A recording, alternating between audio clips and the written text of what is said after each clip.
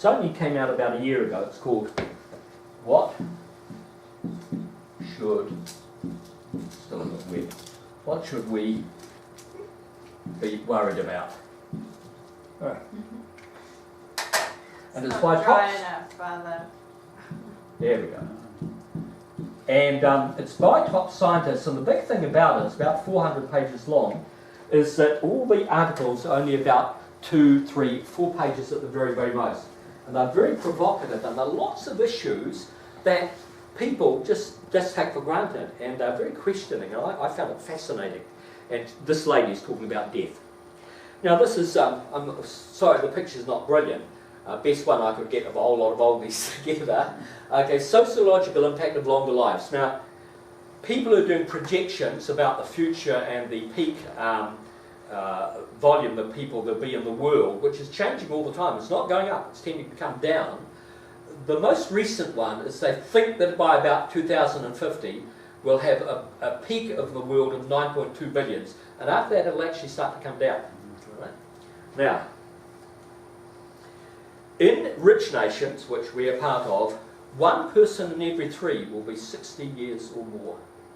Now that, if you think about that, has enormous consequences. That has huge consequences, especially for the young people here. What consequences is it going to have for you young folks?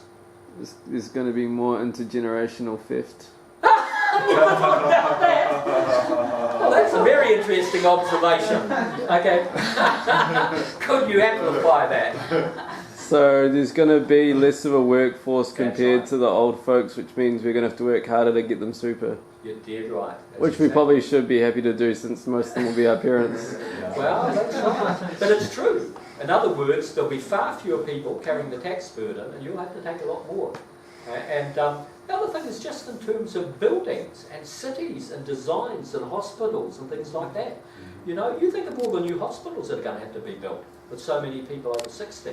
And if we can keep people alive now in their 70s and 80s, we could never keep alive before, are we going to keep those people alive, or are we going to say, sorry, time's up, can't afford to have you in hospital, too expensive, too expensive? Big question. It's one of the reasons why the retirement village business is booming at the moment. It's dead right, because it's a reality, and political face, whether you like it or not, political parties are going to have to face up with, because it's going to get a bigger and bigger issue. Okay. Now, in China, the median age is 35, but by then it'll be 49. So the Chinese population, of course, which is vast, several million, is a billion, will be getting much, much older. India, which is fascinating, the group of people who are now between 60 and 80, which is a big group in India, will increase by 326%, which is more than threefold. So we've got to think about what would actually be the consequences of having a much, much older population. Those of you who did sociology in university will remember the sort of classical population pyramid, which even in the 18th, 19th century used to look like that, okay? Young people down the bottom and old people up the top. What's it going to look like in 50 years' time? Opposite. The opposite, yeah. That's what it's going to look like. A lot of young people down here and a huge number of old people at the top.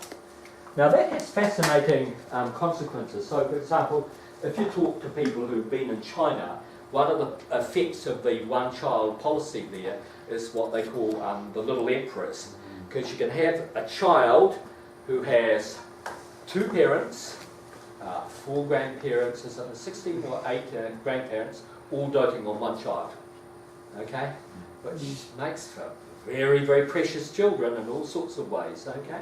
It's causing already huge imbalances in China. Lots and lots of tensions. And the other thing, of course, in China is that it's predominantly male, because they aborted selectively far more girl babies aborted than boy babies, already causing great problems. So, the idea of keeping everybody alive may not be so good. Now, this is, however, Winston Peters will be delighted with this, because more and more political power is going to shift to the old. So the elderlies are going to be running the government in 20 or 30 years. Good, eh? Just about right for me. But it's true. And, you know, older people do tend to be more conservative. It's just because that's, you know, as you get older, you don't want to take risks with your life. And so it could well be that government will be dominated by the issues of the elderly. The other thing which is going to be interesting is xenophobia. What's xenophobia? We've got a little bit of it going around in our country at the moment. Racism. Hatred of foreigners, okay? All right. Now, because the way that the population is falling, young people are going, and workers are going to become more and more precious. So at the moment, countries like New Zealand and Australia are fighting desperately to keep people out. In 30 or 40 years' time, the opposite, they're going desperately fighting to get people in. Because the workforce is going to become so small that immigrants from big countries like Africa and things like that will become really high demand. Okay? It's the same thing that happened in the United States with cotton and the slaves. Slaves became incredibly important financially because the whole economy of the South depended on them. Now more and more our economy is going to depend on immigrant workers. Okay? And this is going to cause huge effects. Huge effects. Sorry, I might be missing the point here. If we're having more elderly population, which means the young aren't reproducing. That's right. Therefore, That's exactly right. the population is going to dissolve or disappear. Yeah, that's right. But the problem is that demand still goes up, because the problem in a capitalist system is you have to keep on increasing demand. So there'll be more demands for goods, but fewer people to make them. So that's what's going to cause the pressure. Because people aren't going to live more simply. I just don't see. Our whole system depends on growth. That's the problem of a capitalist system. It depends on growth. Now, if you've got more and more old people, a few younger people, you've got to have more consumption. So more technological goodies. So there'll be economic conflict over elderly needs, pensions and medical care versus youthful wants, education, jobs, infrastructure for the future. Remember reading somewhere, I think, that especially in places like the United States where medical care is so expensive, I think that a person in their last year of life averages the same amount that they've cost for basically the rest of the healthcare for the rest of their life previously. So, you know, this is going to cause some really big issues. And this whole one about children caring for their parents, I mean, already you read stuff about elder abuse and the number of children who feel their parents to be a big burden. How's this going to pan out with more and more elderly people? Okay, that might be the future for many of us. A whole lot of old people sitting around together in homes. Okay, lovely, isn't it? Okay. Now, this is the part that I find most interesting, though. I found this fascinating. The two people I want to talk about, I've actually got a little extract from one of them. One is a woman called Sherry Turkle, and her stuff she's written, I think, is very profound. And there's a guy called Marcel Kinsborn. I'll talk a little bit about him. Here's Sherry Turkle. She's been writing for some time, and she's her area of research is this. She's written this book called Why We Expect More from Technology and Less from Each Other. It's only a couple of years old. She has done an extensive study of MUDs, which is multi-user domains, such as Facebook. And this is what she's found about the impact of technology today. She's not a Luddite, she's not against technology, but she's just saying these are some of the effects we're beginning to see and which people are not facing up to. She says, for example, now for many, many people, devices like Twitter and particularly Facebook and things like that are where they construct their identity. This is where they find romance through virtual reality. This is what she says. Computer screens are the new location for our fantasies, both erotic and intellectual. We're using life on computer screens to become comfortable with ways of thinking about evolution, relationships, sexuality, politics and identity. If you just read some of the stuff on the amount of pornography that's produced around the world and how many multi-billion-dollar industry it is, I read somewhere that something like about 50% of all internet loading is connected with pornography. Now they never talk about that when they talk about faster internet and being able to download more and get more visuals and things like that. Half of it's pornography. Now nobody will say that, but that's the reality. Because there's too much money involved. That's why they won't talk about it. I find that incredibly dishonest. What politician is going to get up and say, half of the stuff you're getting cheaper to New Zealand is actually pornography? Who's in favour of pornography? Okay? Because no one will talk about it. It's the great hidden thing. Whereas, I think 30, 40 years ago, we were all on talking about tobacco and smoking was fine. I'm sure 30, 40 years' time, they're all going to be saying, why did they not realise what they were unleashing with this volume of pornography pouring out to everybody indiscriminately? I'm sure about that. Okay, here's some of the critique of transhumanism. Now, she's just observed this, and it's all scientific. She's got it all written up. One of the things which is well documented now is adolescent drop in attention span. Most teachers will know this. You try and teach kids now, you can't talk for longer than about 3 minutes when someone is switched off, okay? Loss of interest in sports and science, that's happening right across all sorts of educational things. OCD disease, not obsessive compulsive disorder, but obsessive checking disorder. I've seen young kids doing this. Every moment they're checking on their phone to see what's coming in, or they're talking to each other, you know. I remember young people telling me, you know what happens at a dance these days, Father, you know? Young boys used to look at young girls across the room, you know, get daring enough to go and ask one for a dance. Now they text them, and you'll text to someone, yes, across the room and say you want to dance. Then you do, because then you don't have the shame of being turned down, you see. You're going to do it by distance. Until they say never. Okay. Obsession with Facebook friends, yeah. I'll just read it. I know we're going a bit long, but this stuff is so interesting. Here we go. Oh yeah, this guy, I got it from the book about what should be worried about. A little article called Internet Drivel. It's by a guy called David Galetner. He's a computer scientist from Yale University. He's the chief scientist for Mirror Worlds Technologies. He's an author, so he knows what I'm talking about. I'll just read out the first paragraph. It's only 2 pages, but it's fascinating. He says this: if we have 1 million photos, we tend to value each one less than if we had only 10. The internet forces a general devaluation of the written word, a global deflation in the average word's value on many axes. As each word tends to get less reading time and attention and be worth less money at the consumer end, it naturally tends to absorb less writing time and editorial attention on the production side. Gradually, as the time invested by the average writer and the average reader in the average sentence falls, society's ability to communicate in writing decays. And this threat to our ability to read and write is a slow-motion body blow to science, scholarship, the arts, to nearly everything, in fact, that's distinctively human, that muskrats and dolphins can't do just as well or better. And I'll just read the second paragraph, it's so good. The internet's insatiable demand for words creates global deflation in the value of words. The internet's capacity for distributing words near instantly means that with no time lag between writing and publication and worldwide availability, pressure builds on the writer to produce more.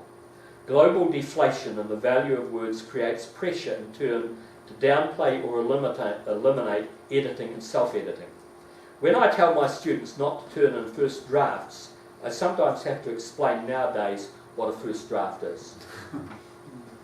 And it's profound. And the second little thing I've got here is by Sherry Turkle on objects of desire. And she talks about, you know, the thing now that little 2, 3 and 4-year-olds are using computers and these sorts of things. And she talks about the long-term effects of that. It's quite scary. I had a parent the other day who's got a 3-year-old, and they gave her a book which I bought, and it had a little picture thing on the front, a little bit like an icon. And the little girl was pushing it, saying, "Mummy, why won't it open up?" It's true, it's true. Because that was her knowledge now. That's, everything is virtual. She thought the book was like a tablet. You could push it and it open up. Okay, but this has had huge consequences. Okay, I want to look at some of these. iPhone. It's an ego phone. I am the centre of the world, and it's true. Some people, their iPhones, I've been with people, and they don't talk to you. If anything comes up, they look at their iPhone. If a message comes up, you just forgotten it. This is changing human relationships. And this is one of the big things noticeable in the modern world, like America. The rise of a group that we call the nuns. They're not sisters, religious sisters. They're those that identify with no church group. They've never had any church contact in the whole of their lives. And this is becoming bigger and bigger percentage across our world. Now this guy, Marcel Kinsborn, I'd never heard of him before till I read this book. He's an amazing guy. He is... Yeah, I thought I had his article. Perhaps I don't. Anyway, I've got it summarised. Oh yes, I have. His article is called Social Media, the More Together, the More Alone. He's a paediatric neurologist, he's a neuroscientist, he's a professor of psychology, he's written a book called The New School, and he's co-authored a book called Children's Learning and Attention Problems. So he's not a dull brain, he's a very competent man. And this is some of the things he says, and this is what really scares me enormously. He talks about the importance of phatic speech. Now phatic is we say it, okay, and we say it with, it's a form of communication. And one of the first things he says is that information sharing is only a small part of human conversation. We're tending to lose that with the computer, because we give kids computers at school from the very earliest thing, and they say, these are vital instruments for learning. Now, that's not true. They are very important instruments for communicating certain forms of information. But he points out that's only a very, very small part of human speech. He says key roles of speech in some ways between humans, and this is ever since we go back, since humans have been able to talk, is bonding, mirroring, learning to copy one another and our feelings and our love for one another. And when you do that, in your brain you get all these oxytocins which are pulled out, and they give you a great feeling. So you go and talk with a friend, you have a coffee, you come out feeling great. You've solved all the problems of the world, nothing actually changes, but you feel so much better.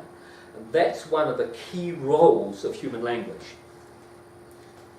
And it leads to what we call intersubjectivity.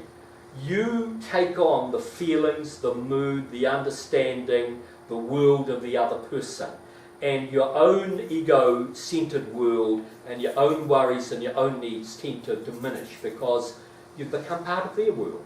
And that's what communication is about. It's about communion, union with the other person. And so you're unified subjectivity and shared emotions. This is distinctively what human communication is about. And you can't actually do this on a computer. You may simulate it, but it doesn't work the same way. This happens in face-to-face situations within touching distance, because what we don't realise, and people who've studied the psychology say, when you're interacting with another person unconsciously, you're watching their face, their muscles, their reactions, their body all the time, and you respond and they respond, and either you start getting tetchy with each other and it breaks down, or you get closer and closer. That's what happens in communication, okay? Human beings, that's what happens, okay? So, conversation with a person face to face gives a chance for interpersonal warmth, embrace. You can admire the new ring that your friend's just got from her husband or whatever, talk about the baby, okay, show you the diploma, share feelings and depths. Now, a little bit of that you can do across the computer, you know, say for example, when you Skype with people, but a lot of it can't be done. And his observation is that much modern technological communication tends to further distance and alienate people. It doesn't actually bring them close. This is how we learn to be human, face to face with our parents and those who love us. That's what makes us human beings, basically, not looking at a computer. Now, the last thing I want to do, it'll only take a few minutes. Okay, all right, you recognise that, it's a famous one, you know, Michelangelo, Last Judgment from, you know. Yeah, okay, terrible, terrible, but okay, here we say. Now, this is the first point I'd make about if everybody's just going to have their intelligence melted down into machines. We actually become human because we learn it from our parents and those who love us. Now, if all our intelligence is going to be put down into machines, where are the children of the future going to learn what it is to be a human being? I just think it can't be done. That's one of my deepest criticisms, though. There won't be. There won't be. If everybody is in the machine, there will be no reproduction. There won't be any children. Well, there may not be. That's a big question, of course. Wouldn't we input information that we downloaded, like somehow, like you plug if our brains are run somewhat by computers, Yes, it's that's a true. simple download. Yeah, but the trouble is downloads can't get the complexity of human interaction. They can give you information, but that's what they give. Computers give you information. It's like watching a movie. Yeah, well, You pick up a movie, and sometimes if you're really absorbed, you feel as though you're in it. yeah. But you have to know what you're identifying with, because you've had those experiences or you can learn them from others. But once that stops, what's going to replace them? The other thing too, that these people, they talk us about we can control the world. Two things strikes me. One is, looking at the environmental problems of today, and even little old New Zealand, is planetary and seismic forces are incredibly much stronger than all these things. All we need is we just need one decent sized asteroid to bump into the world, and all of this stuff's going to go down the drain anyway. So I really think they're a bit unreal about that. The other thing too that strikes me all the time, and I haven't seen any reference to it, is this sort of stuff, all this downloading and things like that. Who will have access to that? Obviously, who will have access to it? The rich people. Which makes me think this is something for the rich elite. But the vast hordes in Africa or India, well, India's changing, it's becoming fairly affluent in some parts now. But there'll be vast millions in the world who won't get a sniff at this stuff. It will be the rich who've already got a lot of money. Two-tier society. Oh, well, it's already happening. It's already happening. It'll just become more and more marked. And this is what I think, this is my theological point too, is but behind this with a lot of people is the idea that death is the most terrible thing there is. It's something to be dreadfully feared because